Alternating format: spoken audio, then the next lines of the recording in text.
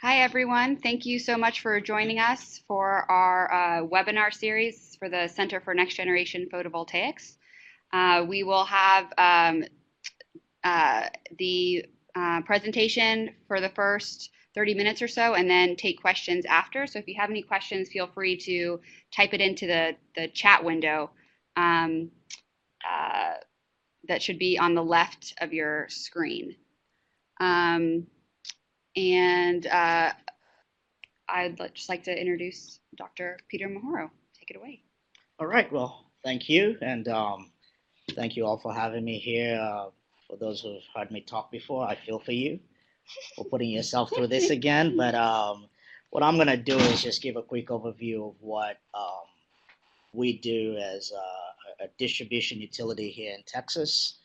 A little bit about just the overall picture of utilities, electric co-ops, and then just a little bit on technology and where we see the future of technology going towards. So I do talk fast. I hope that this is, I like a lot of Q&A. So if you don't want to hear me just talk, please ask a bunch of questions, and looking forward to it. So with that, I just thought I would start off with just looking at what are utilities that exist out there. So there's a lot of misconceptions on, people say utilities and co-ops, but the reality of it, you have electric utilities, you have investor-owned utilities, publicly traded companies, mostly in urban areas, and regulated by the Public Utility Commission of that state specifically. Duke is a good example. PG&E, Xcel Energy, Exelon, Pepco, all those are investor-owned utilities. Then you get into munis, owned by the city / the residents of the city, serve both urban as well as rural areas, and the city council is the one that's responsible for regulating. A good example right here in the city of Austin would be Austin Energy, and about an hour or so headed south from here would be San Antonio, which would be CPS Energy, which is actually the largest muni in the nation. And then you have electric co-ops. Electric co-ops are owned by the customers that are served. Think of it as just as a regular co-op, an REI, Black Star co-op, or any of the co-ops that you ever think about. It's the same kind of model. Most serve rural areas and some urban areas and are regulated by a board of directors. And PEC, Pedernales Electric Cooperative, we're an example of an electric co-op. So just a little bit history of and background of electric co-ops. There are over 900 electric co-ops in the nation, which cover about 75% of the landmass. So a lot of rural areas, in fact, a lot of America is served by electric co-ops, because the way they were formed, investor-owned utilities were only in the very urban areas and were not willing to invest in the rural areas. So when you see almost 50% of the distribution lines out there are electric co-ops. Not as much energy generated or sold in the 5% or so generation, and 11 or 12% or so delivered. Remember that they're not for profit, they're consumer owned, consumer controlled. All right, so if you wanted to just know how did we electrify rural America, this is just a quick chart that just shows you what the growth looked like over from the early 1930s in the Roosevelt administration.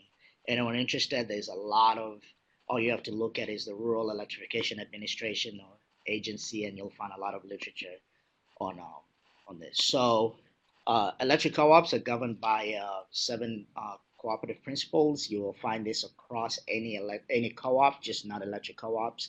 But these are the guiding principles. They're not necessarily governing, but more guiding, and things that are considered when you look at having a co-op.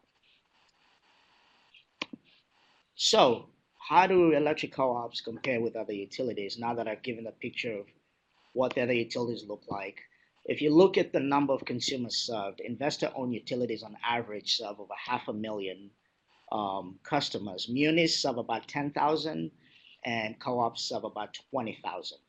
That's typically what you see in terms of number of customers. When you look in terms of miles, usually IOUs will have about 35 customers to a mile.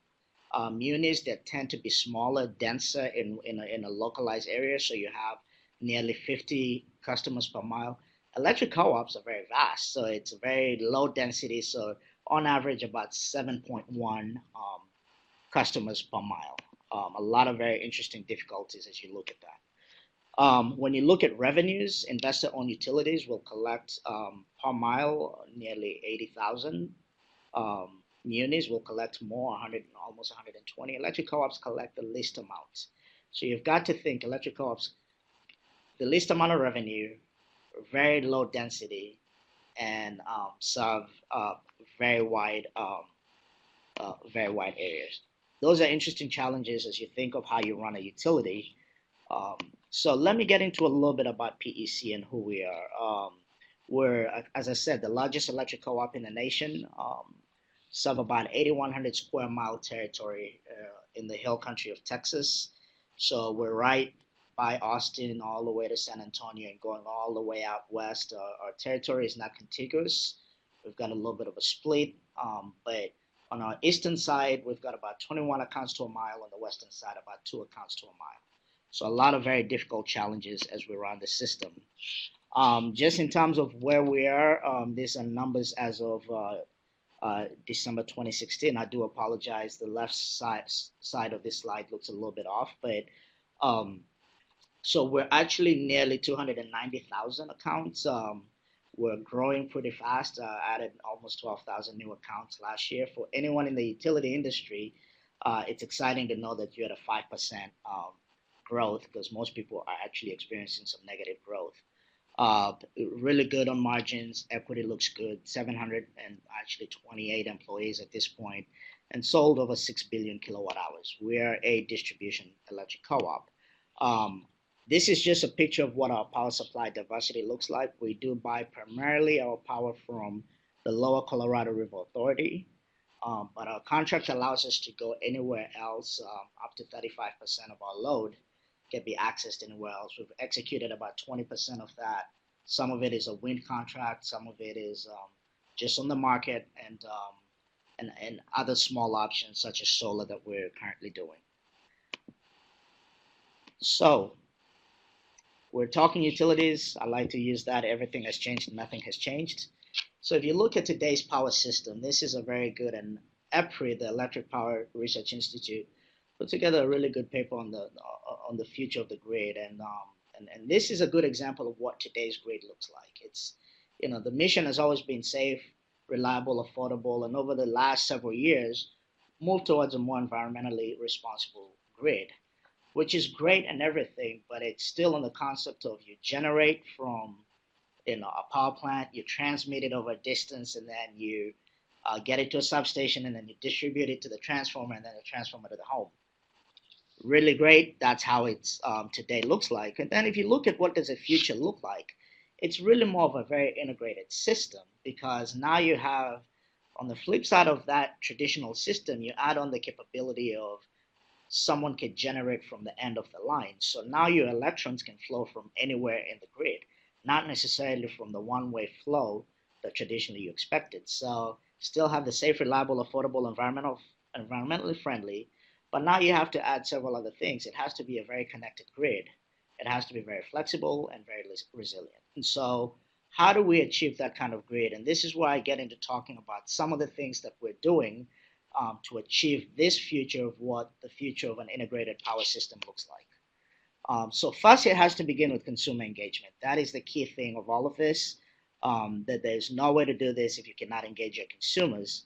So proud to say over the last several years, since I've been here almost 3 years ago, we've seen a lot of rate reductions. It makes everyone happy to see your electric bill a lot lower than it was over a period of time. So that's the first things that you have to evaluate. How can I make sure my rates are where they need to be? Secondly, you have to provide rate options. Not everyone wants the same thing. I hate getting any paper mail. So I hate actually even having to think about it. So if I could get it all just out of my bank account, And if I want to, I could go online and look at it. And I'm one of those guilty ones who never looks at it. But if we don't have those options, and when I got here, for example, we didn't have as many rate options as you see today. We're giving our consumers choice to create a more flexible system that allows them to pick whichever way and what is more a better option for them. In April, we begin our time of use rates, so that's another option that we will be introducing as well. And we'll continue to look. We continue to look at other rates that are more attractive for our consumers. Just in terms of how do you make your area attractive, you have the great rates and everything, but the beauty of a co-op is we're able to engage the community in addition to just providing electricity. So we have a website that you could locate your business in our territory and see where it could be, talk to us about what electric rates can look like, and we're able to provide this kind of service for those interested in moving in our area. We know as you see businesses move in, you see more residential and you see better load in your system. One of the things that we do, and this is, we're talking photovoltaics for this lecture and solar specifically, but one of the first things I always say for someone looking at solar is energy efficiency is your first step. How energy efficient is your home, for example, or your business? And so one of the things we do is we do provide energy services. So we actually help to conduct energy audits. I will get a little bit into how some of this we do, some of the processes to encourage some of this, because if you're really barely energy efficient, then solar may not be your first best option. And so a holistic way of looking at this is to begin by providing energy services to your consumers. In addition to that, we have to educate our consumers on various things. And one of the things we began to do was providing an event every Saturday, the first Saturday in October, I believe. We do a solar tour where we set up shop in one of our offices, and members could come in and they could talk to us about solar, but mostly they could talk to vendors who install solar at their home, who would install solar. Then they could visit the homes of other folks who have solar and see how does it work out at your home? What are the costs? Is it really what it was meant to be? And that's the beauty of what a co-op can do, is creating this kind of environment for education. And that way we become not only just providing the electrons, but we're able to even give a service and advice to our consumers. So I'd like to ask the question, is solar cost effective? I have a few folks in the room, and I'm just curious to see, by show of hands, who thinks solar is cost effective? And yes, everyone raised their hand. And typically I like to ask this question in a room with utility folks, vendors, developers, researchers, because most utility people will never raise up their hands. They'll always say it's not cost effective. The developers will be the first people to say it's absolutely, will raise both hands and try to convince you that it is. The reason I ask this question is, as a utility, you have to ask yourself, we've got technology that's out there that's been, I mean, solar is nothing new today. What's new is the more and more efficiencies that we see in the cells, and as we look at the evolution of photovoltaics. And mostly beyond all that is the soft cost, the installation, and everything else beyond that, and how that has continued to streamline and really drop down the costs. If you look at the balance of system, you're able to really get costs to where they need to be. So we always ask ourselves this question, and you have to sit back and put yourself in the consumer's perspective. Our job is to deliver electrons, but then we have to ask ourselves, what if it was me on the other side? Would I want solar? Is it cost effective? So we ran some economics, and with one of our CNI, commercial and industrial accounts, just to see if they put up solar today, what would it look like? And as you can see from day one, so without solar, it's the blue line. The orange line is the one with solar. So from day one, this consumer on a 1.2 megawatt DC system, single axis tracking, we used installation costs that we think, in my opinion, a little bit more conservative. We could get it probably cheaper than $1.90, and just use some general standardized in our area what we see in terms of capacity factor.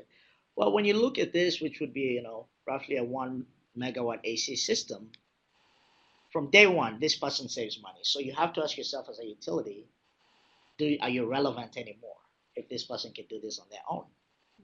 And so that's where we began to say, what can we do to play in this picture? Because if this is what it looks like, at some point, this person could choose to figure out how to do it on their own. If there are other technologies such as storage that come in, they can that can complement everything else. They can at some point go towards less and less dependence on the utility and more dependence on on their own. Now, at the end of the day, we're not driven, and I'll get into a little bit of this. We're not driven based on revenues as a co-op. Our model is to collect the least amount of money to run the business. We don't have shareholders. The people we provide power to are the shareholders.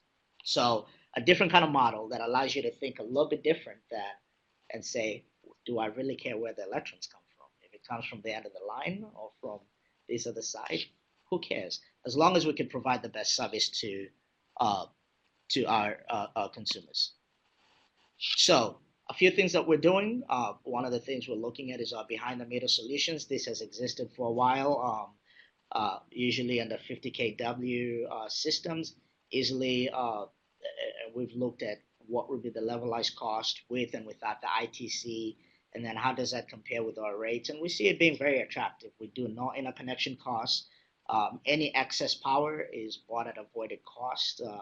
We do a monthly true up. Bottom line, if you put a system that you don't oversize your system, it can be very advantageous.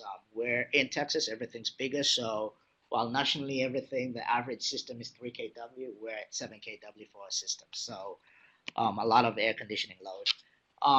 We've looked at behind the meter solutions for anything over 50 kW, and our board actually just yesterday approved a 50 kW to 400 kW net metering solution. So details of that, I just did not have time to put them together on this slide, but we do have that solution approved. Community solar, everyone talks about this. This is a hot topic lately.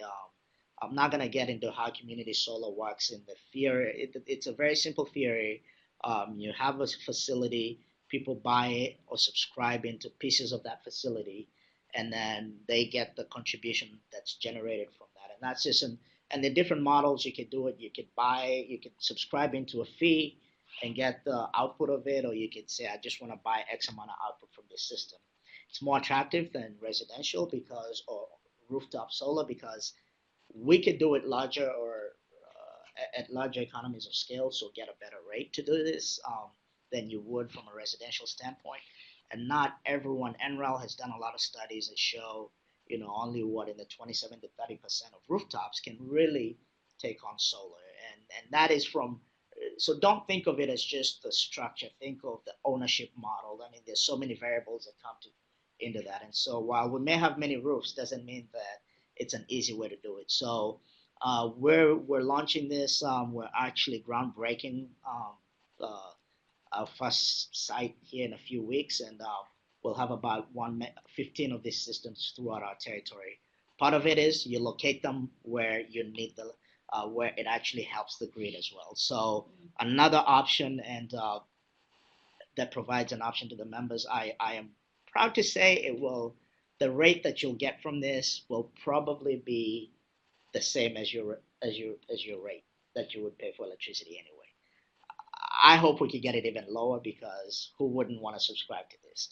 Now, community solar, we do this. I mean, we've been doing community power as a co-op in general. Our assets are owned by our members, so this is nothing new from what we've done over the last 80 years as electric co-ops. So it's exciting to see this happening, and in fact, if you haven't seen the news lately, electric co-ops are leading the nation in doing community solar throughout the U.S. So a lot of solar deployment going in there. Another area we're looking at is we have all these rooftops that different organizations have, or maybe they own land. If you start thinking of your schools here at the University of Texas, this University of Texas is not going anywhere for a really, really long time, right? So this is not a bad place to make a long-term investment on something that can benefit the institution as well benefit the utility. So we've actually began those conversations with a lot of entities in our territory, as well as places like Randall's. We've been in conversations with some Walmarts as well, HEB, and talking about how can we utilize the space they have. It could be ground mount, it could be rooftop, to say if we put it on there, then, and I will get into why is this important. It may seem like it's the thing that you just do, and that's part of it, but there's a little bit more into this, that why we're doing this. So they talk a little bit about financing. Everyone talks, it's all great and everything to do this, but at the end of the day, and this is probably going to be, if you ever want to understand co-ops, it's going to be one of the most critical slides that you ever see. The co-op model is created such that you can reduce your revenues and keep your margins healthy. So I can continue to collect less and less as long as my margins remain healthy, that are needed to remain financially healthy. And that's one of the things that we've done. We've actually reduced our revenues over the last, nearly $10 million on average. On a highway, actually way more than $10 million, or over 60 or 70. But over the last 3 years, reduced the margins. I mean, the revenues, increased our margins.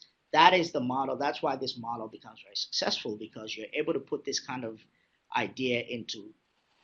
I don't necessarily I'm not attached to one specific way of getting my electrons or that kind of thing, because at the end of the day, I'm not driven by revenues. I'm not driven as much by kilowatt hour sales. I'm driven more by margin contribution. And so, that being said, one of the things we discovered is, as much as people want to do solar, financing is one of their hardest things. Everyone wants to do it, and then you get into, okay, how am I going to pay for this? You go to a bank, they say, well, this asset, this and this and this, maybe we'll give you a 10% loan, or you choose to put on your credit card, and it's, who knows what APR you're paying on that. And so we realize there's a lot of difficulty with people who evaluate, get to all the way to the end and say, financially, I cannot do this. So we, as a nonprofit, we asked ourselves, and only regulated by our board, can we provide opportunities? Now, utilities have loaned money to their consumers over the many years for energy efficiency, thermostats, heat strips, the whole nine. The loaning from the utility is not a new model. So we said, what if we started to do this for solar? And so we developed a program called Empower Loans. And essentially what this is it's a 10-year loan that is going to be part of your electric bill. So you don't have an extra bill that's coming to you. As a co-op, we have access to money from USDA, and one of their latest programs is called the Energy Efficiency Conservation Loan Program. And the beauty of this money is it's at Treasury plus an eighth of an interest rate. So you're in the 2 to 3% money versus much higher. And we did ours so that it'd be available for solar or storage for anyone who wants to do it. Now, I am a physicist, so I always have to have complicated slides. But the essence of this, why this program is actually profitable, we modeled a 5 kW system and asked ourselves, how much do we lose? Note that I said we're not driven from revenues, we're driven from margin contribution. So how much margin reduction do I get by a system like this? And so we realized that the loss of that is only $41 on a margin contribution. But then when I look at my financing, if I add 1%, I get an $80 margin contribution. Now, we're not in the banking business, but all of a sudden, it's profitable for us to do. And at the same time, we're giving an option for a rate that someone would not be able to get financially. And so a lot of interesting, and not every utility has the capability to do this. Investor-owned utilities, I don't even think they could do this. Munis have some challenges with it. So co-ops have the capability of doing this kind of thing. So we've seen a lot of interest with this. We believe that this year we'll probably get about 100 applicants on this, and at least estimating about, in the next 4 years, about 400 or so enrolled in this program. So just a little bit on how this process works. It's the first step of the loan begins with an energy audit and site assessment, and we encourage people to just evaluate that. And we're not one to say don't do it even if you're not energy efficient, but we want to encourage education and energy use. That's the biggest problem. I mean, if you really think of it, the most expensive kilowatt hour is the one that you do not have. And the most savings you ever get is the one that you never used.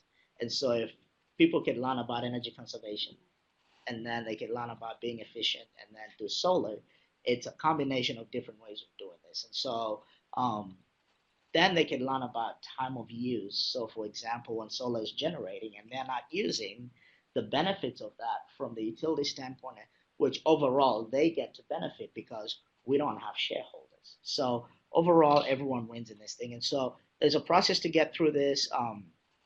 It's a rigorous process.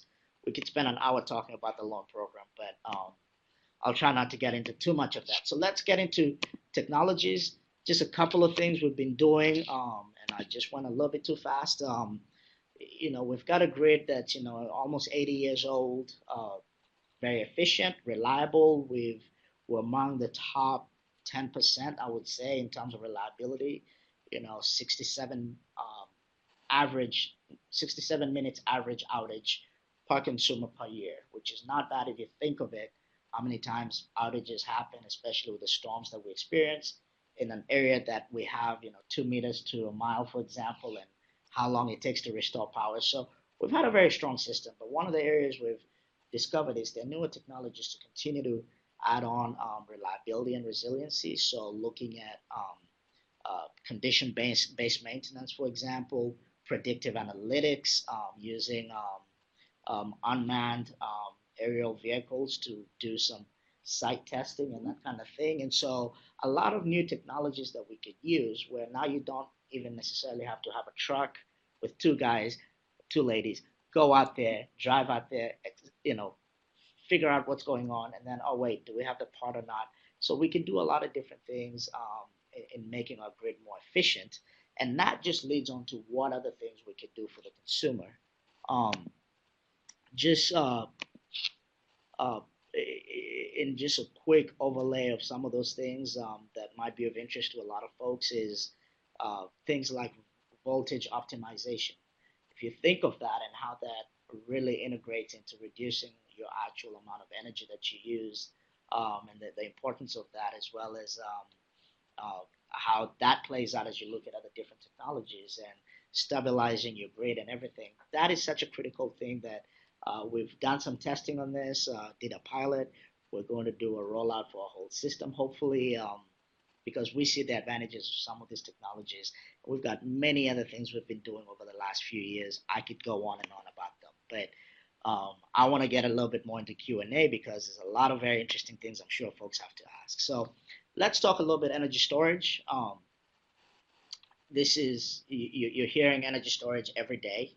Everyone talking about the holy grail, and one, you hear the utility debt spiral. You hear the energy storage is the holy grail. You hear there's a lot of this, but if you really think of it, energy storage could actually be the solution. That at the time when, let's say, wind is generating at night, but where most people are not using wind. I mean, Texas, I think, has already hit almost 50% of the grid being provided by wind, but that was also at 1 o'clock in the morning. So the value of that, imagine if you could store some of that wasn't necessarily being used. You've had places like in Hawaii where they've had to ground some of that because it's just too much excess at night, for example. Um, and solar the same way. It's if it's being generated during the day, and is it really being used at that point? Now, for the most part of it, I think there are different ways to look at this. There's a recent paper that talks about solar and storage on the residential side and the benefits and not the benefits of it. So, but this is just an example of how many things you can do with storage, and we can spend days and days talking through each one of these single things. They all play out very different in different markets. We're in ERCOT, a little bit different. We're an energy only market. You look at other markets, it looks very different. But this is just an example of what you can see in terms of applications. And I added this here for those interested in more technology side of it. You have to see what application do you have and what technology does it really meet your needs. And so, for example, if I'm looking at very fast response, maybe is it a high is it a low density kind of battery that I'm looking at, a high energy kind of battery? What is so I've got to look at what are my applications, what are my needs, and then what is the technology that plays out. So uh, interesting things you could do with storage. It's still a um, very fast moving industry. I sit on the board of the Energy Storage Association, so I see it forefront on how it has some interesting challenges on where we could go. What are we doing with this? We've got to look at Texas. So um, just a little bit about Texas. If 12% of the energy in the U.S. is consumed here in Texas. I believe the answer is if Texas was its own country, and I know that's like an old joke at this point for most Texans, but I think we would be number 6 in terms of consumption in the world. Um, that demand has grown even higher since 2000. I mean, we've all seen, I-35 and its nightmares, right? And so, in addition to that, the transmission cost here in Arcot has increased every single year. For us, it's almost 90% increase since 2010. And that's nothing to do with us. We could choose not to. We may not even have any transmission built. And yet that, because it's a postage stamp, everyone pays the same rate throughout our card. So um, it's very concerning. It affects everyone. We do realize there is need for transmission, but at the same time, there's a lot of impacts that come with this. So when you look at those challenges, and then in addition to it, you look at an energy only market that on average in 2016, the price of power to buy power on the market was in ERCOT was $24 a megawatt hour. So that's 2 cents a kilowatt hour. If that was to cap, if that was to go to the point where it says we're in a dire need, we're about to get to our end of reserves or whatever the case is, 4 power plants went down and they decide, it is set that it could cap to $9,000 a megawatt hour. That is $9 a kilowatt hour.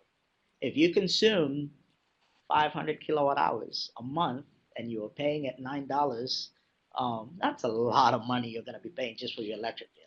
But this happens. 2011, it happened. This it keeps going up. In 2011, I think it was 4,500, and in 2016, it got increased up to 9,000 or 2015. I don't remember what year. I think it was 2016. But these are the challenges that we face every day.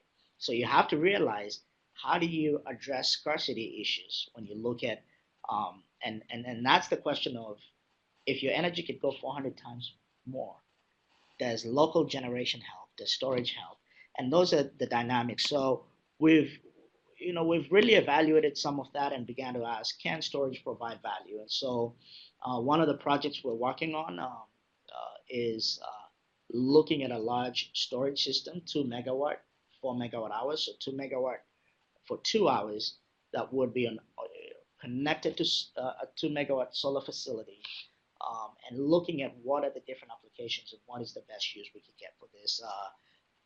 This is partly in proposal with the Texas Commission on Environmental Quality, and we think that this will be a really good project to show how you could do this here in Texas. And the key thing is, can you project to cost effectiveness? Right now, there's some challenges on the cost side of it, but we think that this can show how in 3 to 5 years it could really get there.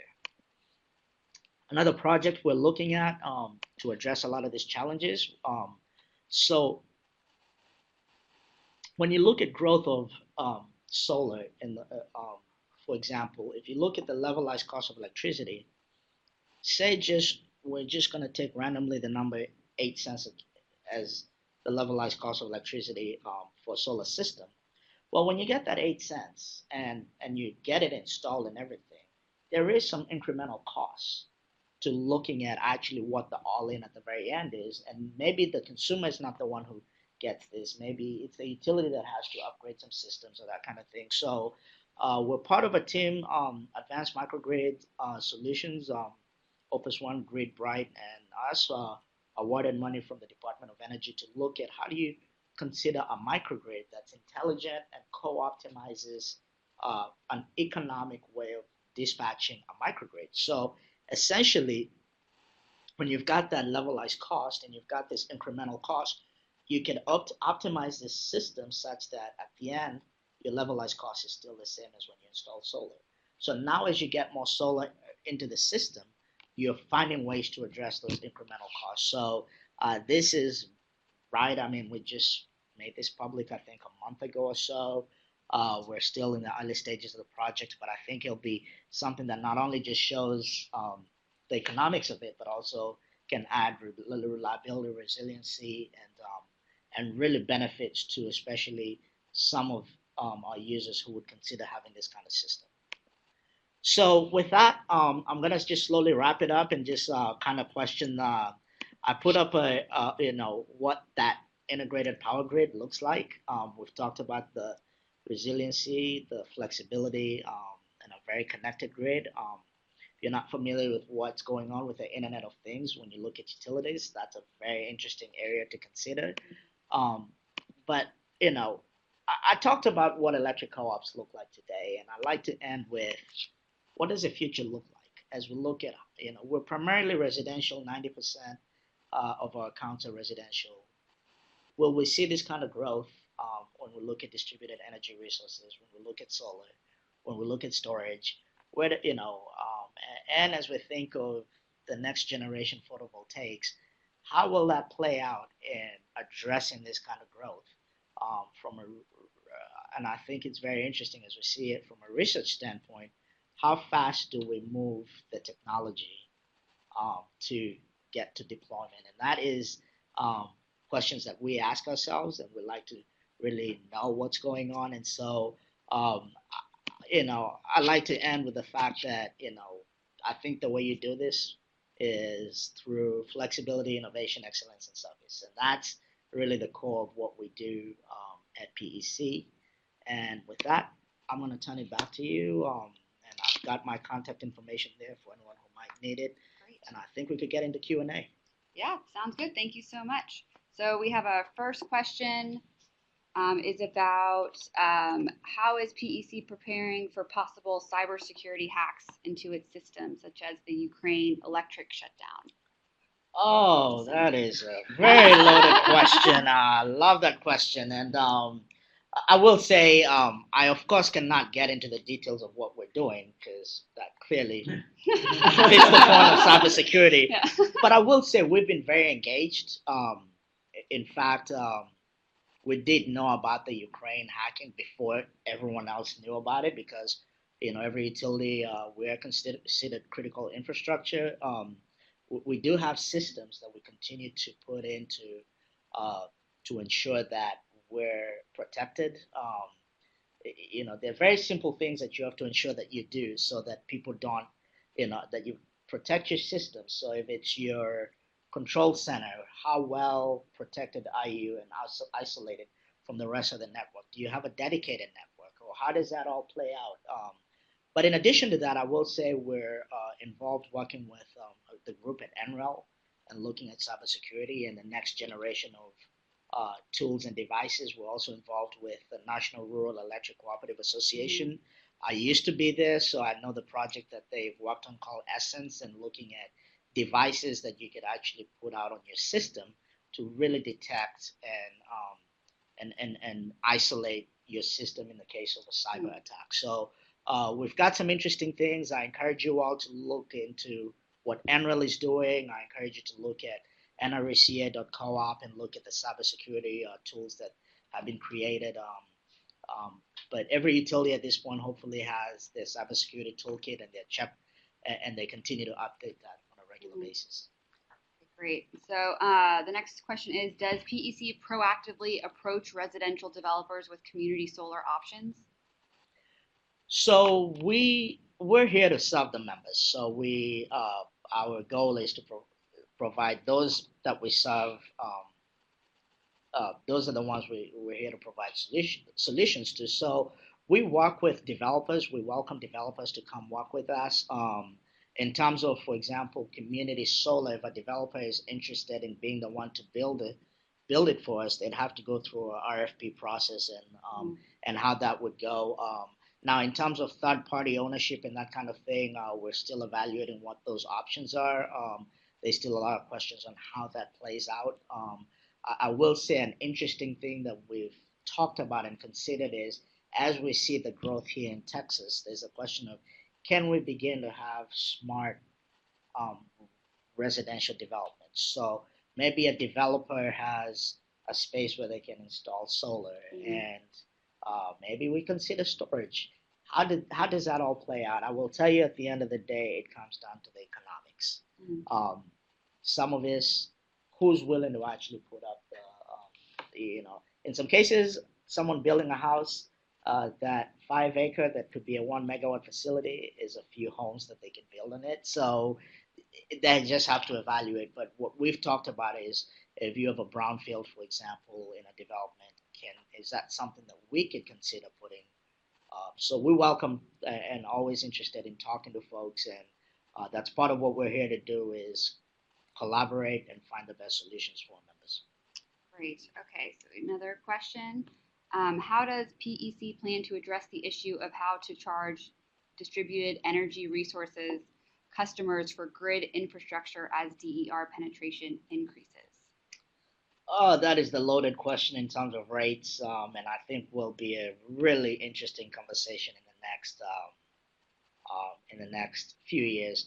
I will say we're getting ready here to kick off our the routine cost of service study, and that is one of the questions we want to ask: is someone with DER a certain class of customer that maybe their facilities charge is different? Is someone who has solar, for example, and they charge and and maybe has a battery, and they discharge their battery during that time that we get to benefit from it, they're on a time of use rate. What kind of benefits do they get out of it? At the end of the day, as I said, we're here to serve our members. We're not driven on revenues, but just ensuring our margins remain healthy. And so it is a discussion right now. We do not charge our, but we do realize that there will be some implications as we see more and more penetration. And so we're ahead of it. We're conducting this next generation of our cost of service study and asking, how does that really play out? Great. All right. So next question is, does PEC have a renewable portfolio standard goal, and have you discussed a time frame for going 100% renewable? We actually, our strategic plan does not call out specifically for a goal necessarily. Our goal is to ensure that our members receive the reliable, affordable, safe, and environmentally safe energy. And uh, but at the end of the day, it has to, and our board is very strong on it. Has to be cost beneficial to ensure that our members are not paying higher rates than they need to. So we do see technologies being more and more cost beneficial. We've actually seen wind that's cheaper than what our contract looks like, and so solar looks very attractive in some ways. And so we do continue to consider this and look at what options could be out there. But at this point, our strategic plan does not call for a specific goal. Okay, great. So one more question. How about electric vehicle penetration? One might view it as a co-op member absorbing the cost of storage on behalf of the co-op, creating nighttime storage capacity. How is the joint benefit best achieved, and what are the current constraints? That's a great question, because we actually are really looking at this, because electric vehicles are very interesting and could be a great opportunity in addition to our added load into the system, but at the same time could be of benefit into what we could get on the grid. And so we're in the evaluation process of what our EV strategy is. Part of it is also just to install some EV chargers in our territory and just see how.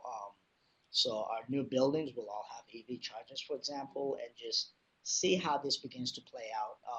We're not there yet. It may be about another 6 months to a year before we actually can proudly talk about a strategy that we think could add up. But we think as a co-op, if anyone can actually enjoy the most benefits of this, we're probably it, because we could somehow we can work with a way to find how this really helps all our members. The challenge that most co-ops will face is I talked about the 8,100 square mile territory that we serve, and everyone we know has range anxiety. So if I go to our headquarters from here at UT to Johnson City, that is 50 miles.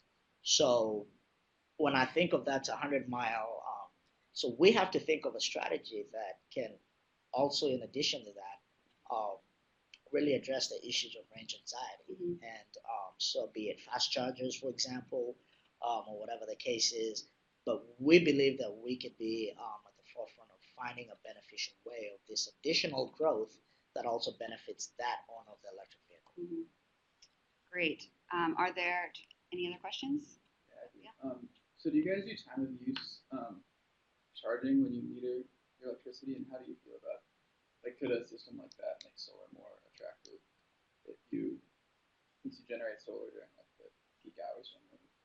Absolutely. So, for those who didn't hear the question, is do we do essentially what you're talking about is so for time of use crediting. If someone, for example, is has solar and they're not using during that time, or they have an electric vehicle and they charge late at night versus during the day, or or they have a battery that they can charge at night and then discharge during the day. Uh, we've actually been really knee deep in this conversation.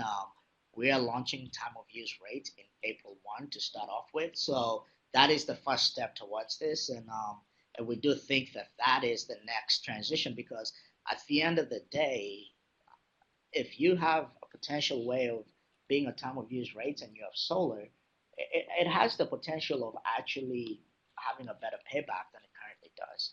And so that could see more growth of solar. We're not there yet, but we're right now piloting the time of use rate, and then the full rollout starts in April 1st, and then as we see that, we'll continue to see how we can roll out the. But it's very intriguing. In fact, one of the areas of interest to me, and I had discussions with Pecan Street, is looking at beyond just if you have an electric vehicle, um, if an electric vehicle can communicate with the market. So I get home, I plug in my vehicle, and I just tell it I need it charged at 6 o'clock in the morning. And it has its own algorithm to figure out. And there's some tools out there, but it would be of interest to see how that plays out on our system because if I just come home, plug it in, and say I get home at 4 and I plug it in, it doesn't have to charge at 4 p.m. when we're probably experiencing the peak, but it probably could start charging at 2 if it's the right algorithm because it understands what the market prices are. So this is where you go in from a really connected grid and the Internet of Things because you really begin to evaluate how that and really begins a new conversation of transactive energy and how does that play out in the future. So we're headed there. We want to get there really quick, but we still have to keep the lights on. Mm-hmm. Any more questions? Did you? Awesome. All right. So looks like so we need one more question. 50 to 400 kW behind the meter systems sound large. What are other utilities doing on this front? Is PEC leading in permitted system size? Um, more and more utilities are beginning to look at, and the challenge with the reason why we needed to do this is we've had systems that are of that scale.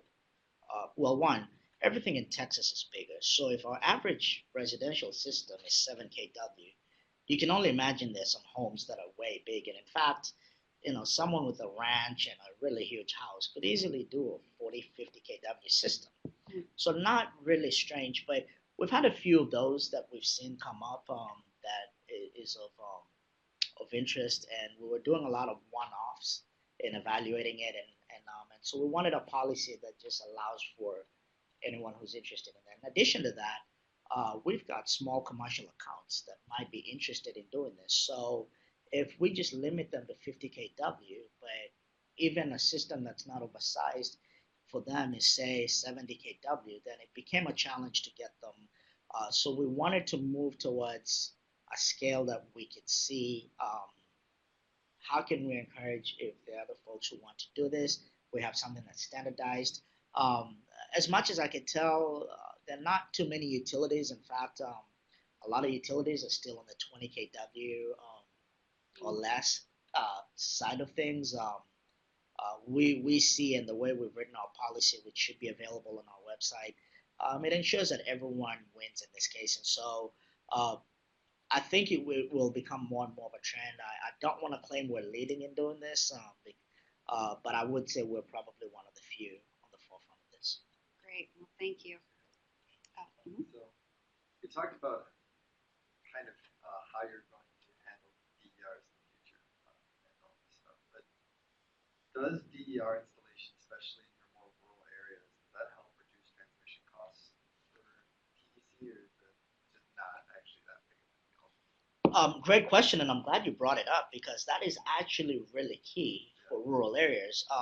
The question is, does DER in more rural areas help to reduce transmission costs, or does it actually cause more higher increase in cost?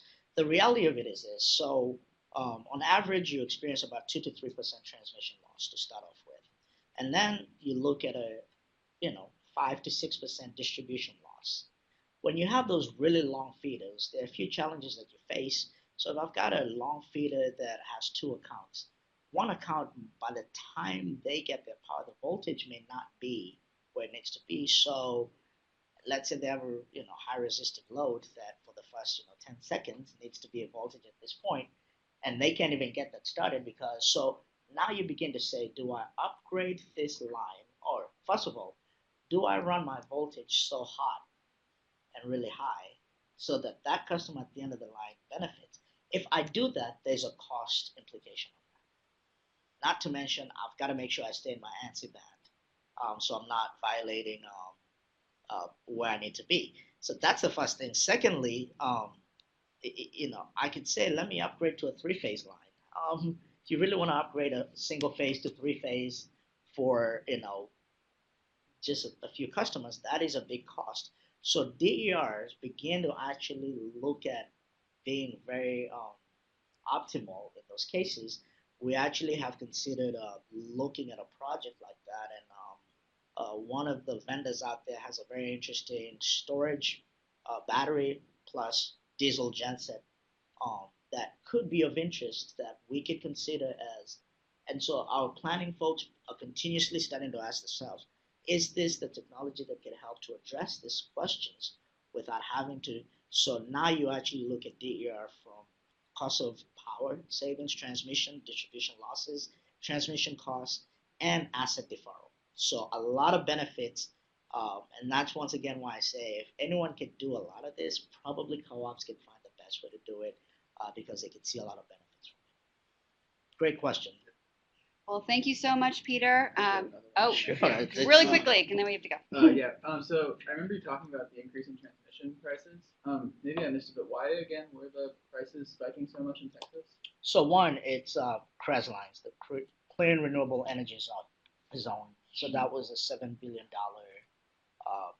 investment to get a lot of the wind from West Texas to where the load exists. So that's one. So that's been a driver for this, but also the growth in Texas has required growth of additional transmission to just get power hauled to where it needs to where the load is. And so you really think of it, everyone is concentrating to Austin, to Dallas, so now you have to build more transmission to get the power out there. So, but the way it's set up in ERCOT is that everyone pays. So your cost of transmission is defined by the average of 4 15-minute intervals in June, July, August, and September. So your highest peak in June and July, August, and September, that 15-minute interval will be what defines that average of those four will be your peak. And then they take that, and I think and don't quote me on this, it might be $60 a kilowatt. So let's say we average at 1,500 megawatts, multiply that by 60,000. And that's what we will pay for cost of transmission for the following year. And that's how they determine it. So someone else could have built transmission. Whatever they do, they set that transmission rate to ensure that the transmission owners recoup their cost. But it's a postage stamp across the. So in some ways, reducing your load, especially during those peaks, becomes very critical. And that's what you'll hear everyone talk about, the 4CP here in ERCOT. chasing the 4C peak. How can I reduce my load? I mean, the best thing would be to shut down every substation at that point and just, but we can't do that. So, because you would have a very small peak, but reducing the load during that time really helps in terms of what your cost of transmission would be. Great. Well, thank you so much. And for everyone that tuned in, we recorded this and it'll be up on our YouTube channel, as well as the slide deck will be on our website. So we have these webinars every bi-weekly, so every 2 weeks. So we hope to see you in 2 weeks. Thank you so much.